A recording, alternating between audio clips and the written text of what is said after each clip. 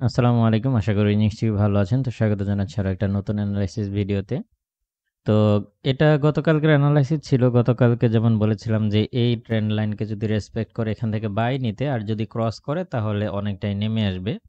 তো যে লক্ষ্যমাত্রা দিয়েছিলাম ১ম এবং ২য় তো ২ টাই হিট করছে। নিচের দিকেই আসলে মার্কেট গতকালকে ছিল।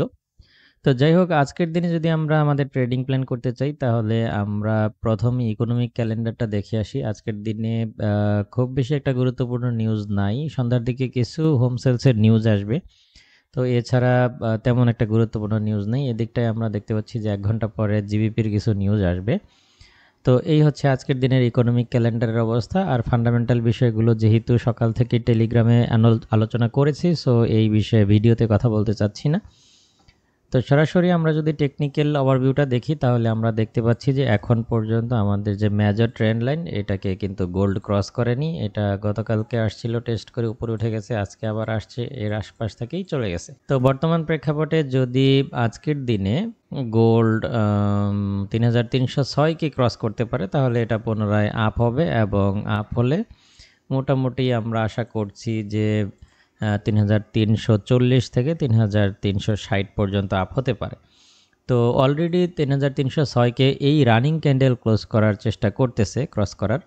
তো এটা যদি সাকসেসফুলি ক্রস করে এবং প্রাইস যদি উপরেই সাস্টেন করে তাহলে এটা আরও বুলিশ হবে। সেই হিসেবে আপনারা বেশ কিছু পয়েন্ট থেকে আজকের দিনে বাই খুঁজতে পারেন। আমি পয়েন্টগুলো নোট করে দিচ্ছি। প্রাথমিক পর্যায়ে হচ্ছে ৩৩০৬ যদি ক্রস করে যেমনটা বললাম এটার উপরেই প্রাইস সাস্টেন করে এখান থেকে বাই নিতে পারেন। এটা ড্র ডাউন করলে আরও একটা বাই আপনারা এদিকটায় নিয়ে রিস্ক নিতে পারেন। সেটা হচ্ছে ৩২৯১-৯০ আশপাশ থেকে আরও একটা বাই নিয়ে রিস্ক নেওয়া যেতে পারে।